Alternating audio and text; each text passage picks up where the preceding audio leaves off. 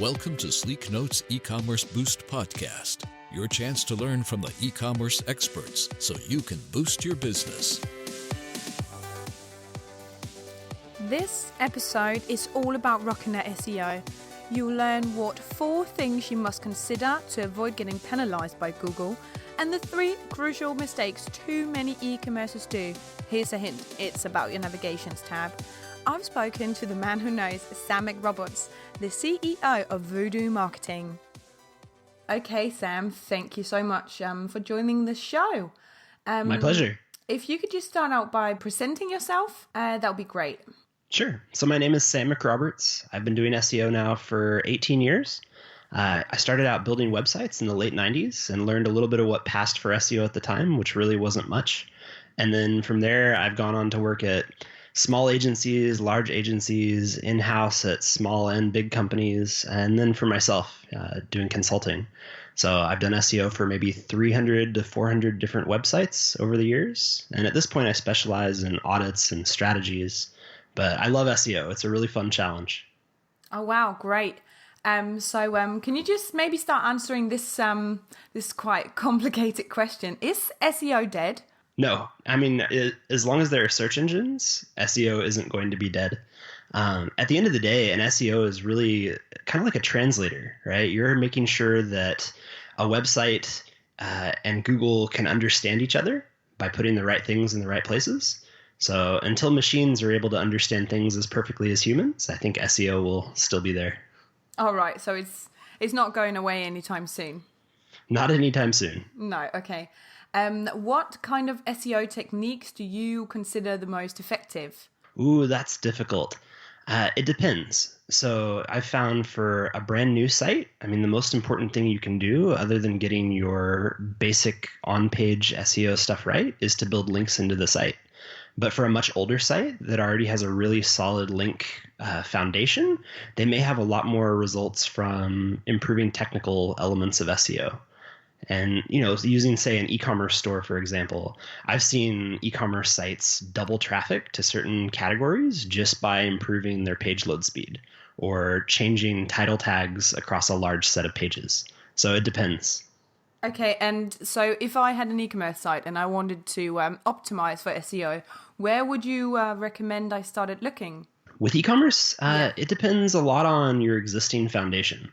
So depending on what sort of shape your site is in from an SEO perspective, let's assume you already have all of the on-page keyword-centric stuff buttoned down. I'd recommend working on your internal linking, making sure that the value flowing into your site from other people's links is going to the right places. And then I'd also focus very heavily on the user experience. So mobile-friendly, fast load speed, easy checkout. Google really cares a lot about user experience. When somebody goes to a search engine and asks a question, Google wants to make sure that they not only give them the best answer, but the best experience. So anything that makes the user experience better can also impact your SEO. Okay, and where do you see content marketing being in this situation? Yeah, it depends a lot on the product. One cool example, I can't remember the site that I saw this. It was a couple of years ago, but they recognized that people who bought their products were in they had different stages, right? I think it had to do with newborn children. And so they had articles for people who were thinking about getting pregnant or who had recently become pregnant and helping to prep them for that. There were articles for people who had recently had a kid and what to expect. Articles about the best products for newborns. And then they had more articles on how to set up different things that you might buy for a newborn, like how to put together a crib, how to put together a rocking chair, all these different things. And they were making sure that they covered the full content life cycle, which was very effective for them. But surely they must have a great understanding of their buyer personas as well to create content that way.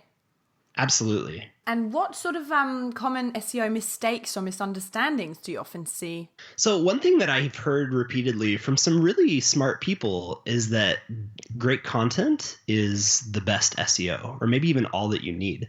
And unfortunately, it's not true. It's a really good foundation, and you can get pretty far on really great content alone. But the technical side of SEO, the things that help or hinder Google from actually finding and understanding the stuff on your site, can be at least as impactful once you have that foundation of content in place. Okay, so you actually see like load times and all that stuff you mentioned earlier as more important or more effectful than content. It can be, yeah. And it depends a lot on, I mean, you could think of it like a layer cake, right? As long as you have your on-page keyword-centric stuff correct and you have a really good link profile coming in, technical stuff can be a huge multiplier or something that's holding you back significantly. And I see that especially with e-commerce, because a lot of e-commerce platforms have just built-in SEO issues. Uh-oh, that doesn't sound nice. Find out what crucial SEO mistakes you might be committing right now and how to fix it. Also, are you wearing a black hat or a white hat? Sam will explain more about how SEO and black and white hats have to do with each other later on. So depending on how the navigation and the search functions are set up on an e-commerce store, they can cause all kinds of problems for SEO. Like some navigation structures create infinite versions of pages or a different page for every single variation on a product, like different colors or sizes for a shirt. Some of them create like infinite search pages, depending on what you search, all of which could be indexed and potentially ranking. And in a lot of cases, those pages may be very thin content. So e-commerce has its own set of issues. Okay, so I've seen a lot of sites, especially with clothing, where you see a separate page for the shirt in different colors. So that's a bad idea then. It is. It's okay to have separate pages that a user could view so that they can see the different styles, but you want to make sure that you send a signal to Google that all of those pages are canonical back to a single page. So Google understands that there's this one basic page we should rank for this product and that it has variations. Okay, interesting. I see that a lot, actually. When you're running a business, obviously, do you then see SEO as a separate part of the business, or should it be integrated with other activities in the company? Integrated as much as you can. A long time ago, maybe 10 years, SEO was able to operate in a bit of a silo, but those days are long gone. I mean, you need to plug in with your content team, your social media team, your product team, the people who are building your website and any other digital product. In some cases, even your sales team or your PR team, right? Like you need to communicate with all of the other facets of the business because there are some things that other parts of the business may be working on that can affect SEO and they have no idea. Okay, and do you have any great ideas as to how to integrate it better?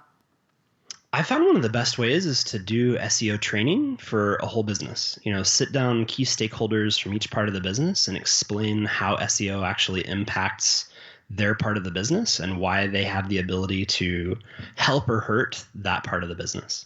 Okay, so like regular, obviously basic training, and then do you see regular meetings as a good idea, or how do you suggest to do that? Yeah, definitely regular meetings, meeting to not just share, wins or losses on the SEO side, but just to talk about what the business is going to be doing next, especially for like product teams, new product launches, new features on a website. Definitely have SEOs involved in those conversations early on, just so you have that set of eyes. So would you say it's enough to sort of chase Google and keep up with the trends that you see appearing all the time? So if I follow the current situation, am I then home safe in a way? I guess it depends on how you're playing the SEO game. So there are two sides to it, really. There's what's considered white hat, which is doing everything in line with Google's guidelines, and black hat, which is deliberately trying to manipulate Google and get ahead of them. So as long as you're trying to follow Google's guidelines and provide a really good user experience, you're okay just following along with what Google says. If you're on the other side, the black side, and you want to, go about doing things that are directly against Google's guidelines and gaming the system, then yeah, you do have to try and stay ahead of them and figure out where they're going next. And what hat would you say you're wearing? In between, gray hat. Gray hat. I've done both sides, and I feel like it's important to understand both sides in order to really understand SEO and the full range of possibilities. But primarily white hat, because at the end of the day, like I want people to help other people to have a really good experience online, and a lot of the shady stuff detracts from that experience. Okay, so try to aim for the white hat then. But if you want to stay ahead anyway, here's what you should do. I'd keep my finger on the pulse of technology trends. So understanding what things are coming down the road, because Google's going to have to adapt to that. So things like virtual reality or augmented reality, new technologies that are rising in popularity like voice search, right? These are things that are going to fundamentally change the way people do searches and interact with Google and websites. And so knowing what's coming can help you to prepare for those changes. Yeah, and that sort of also means understanding where Google's been and where it is now. So where can you find out about Google's past initiatives? So sort of, get an idea of where they've been and where they're going. Yeah, there are quite a few places, but two of the better ones would be SEMrush. They have a tool called Sensor that monitors changes in the search results, and that also links out to a history of algorithm changes. And then Moz also has another page like that shows a list of algorithm changes and explains what happened and why. And you can also look at Google's Webmaster Central blog, where they chronicle a lot of the changes that they've made over the years. And has there been any sort of change that you find the most dramatic recently? So Google's really putting a lot of push into a couple specific things. One is more mobile-friendly sites, so faster page speed, better mobile experience, to the point that sometime next year, supposedly they're going to be switching to what they call a mobile-first index. So what that means is looking at a website that has both a desktop and a mobile experience, today Google will rank each of those individually. If somebody is searching on mobile, they will determine what ranks on a site based on the mobile experience. And if they're searching on desktop, they'll determine what ranks based on the desktop experience. But when they switch to the mobile first index, every search, desktop and mobile, will be ranked according to the mobile experience. Oh, wow. Okay. Would you then recommend, this is sort of like not on the case, but would you recommend if you were to optimize for mobile to have the same experience on mobile or do like a completely different universe for your e-commerce store? I would have a responsive experience. So make sure that people are reaching the same content, both desktop and mobile, but you can adjust the user experience a bit, like changing the way the navigation appears on mobile. That's great. Adjusting maybe the number and size and quality of images that show up, also fine. But in general, you want them to have essentially the same content experience regardless of the device. Can you maybe like mention a couple of things that need to be in a certain way on mobile to do a good experience there? Yeah, so there's something called tap targets. So anything that you could touch or click on needs to be large enough that it's easy to touch and not so close to something else that you accidentally touch the wrong thing. There's another thing that's a negative, which is having any sort of full page pop-up on a mobile device. So asking for somebody's email address or trying to get them to sign up for something. Google's actually penalizing websites that have full page mobile takeovers like that. So definitely don't do that. Mm-hmm. Your navigation, using something like the little hamburger menu icon so that you aren't taking up a lot of space with your navigation. Having images that auto size and adjust so they look the right way on mobile versus desktop. Those are just a handful of things. Oh, great.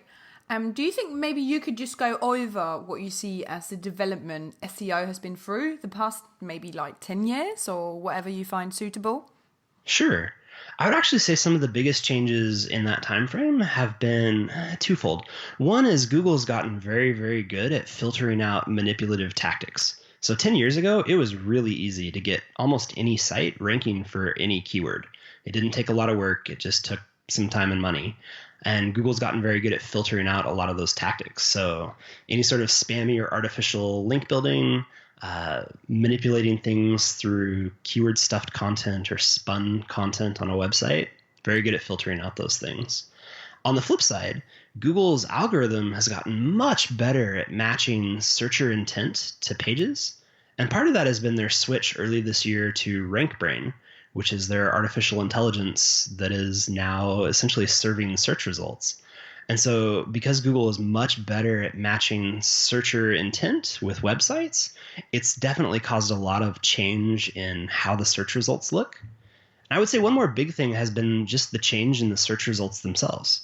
So again, 10 years ago, it was just 10 blue links on Google's home, page when you did a search.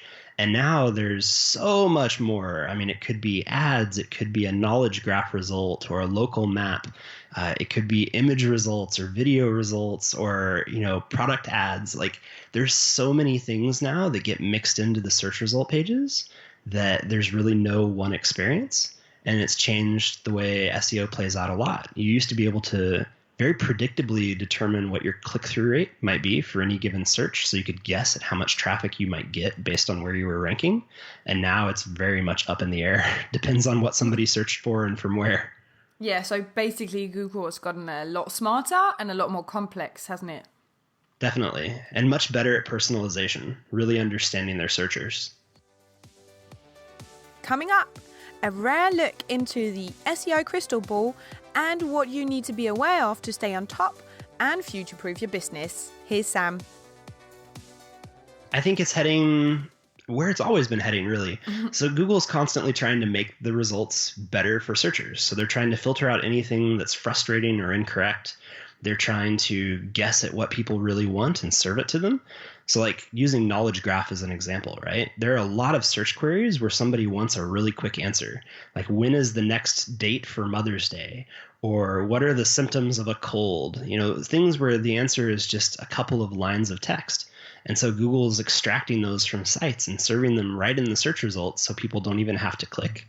I'd say that's pretty big. And if you're in a business that relies on answering very simple questions, you're probably going to have to rethink your business model. Yeah.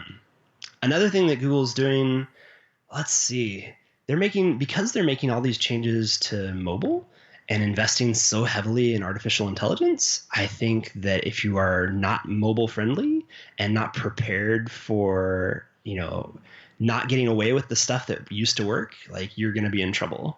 I think voice search is probably one more. I mean, you have Alexa and Siri and Cortana, and it feels like everybody is starting to get into voice search. And the type of answers you're looking for when you do a voice search, I mean, you're not looking to go to a website. You just need a quick answer.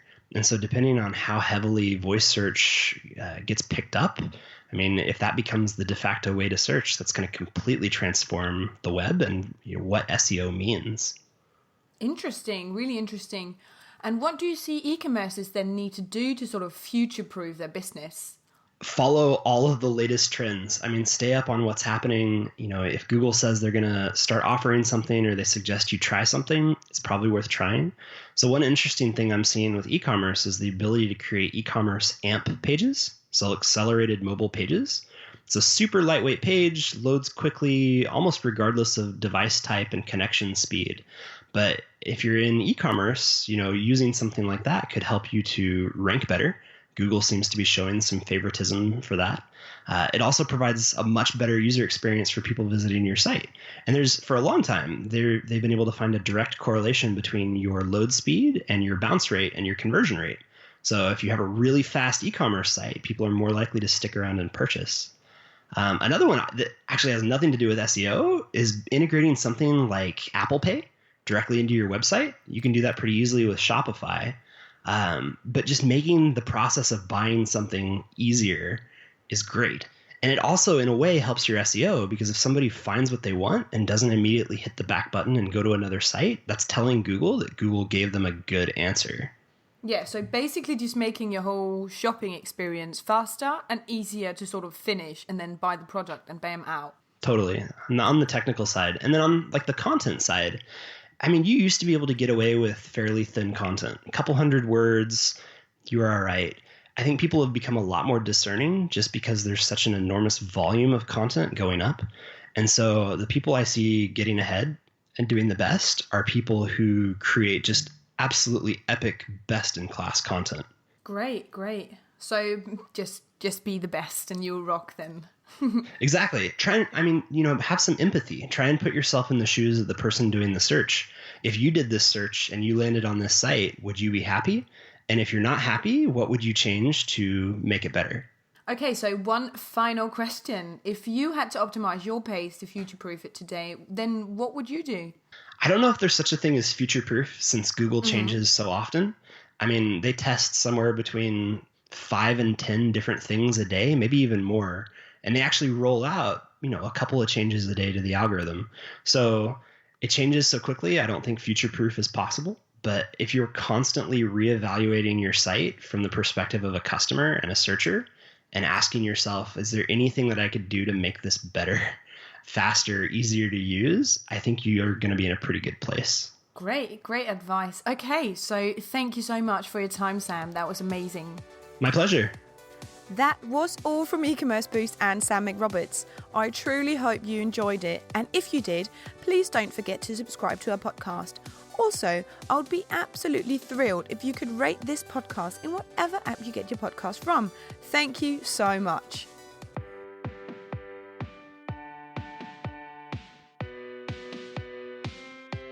This session of E-Commerce Boost was produced by Sleeknote. Make sure you subscribe so you don't miss out on tactics and strategies that'll help boost your e-commerce.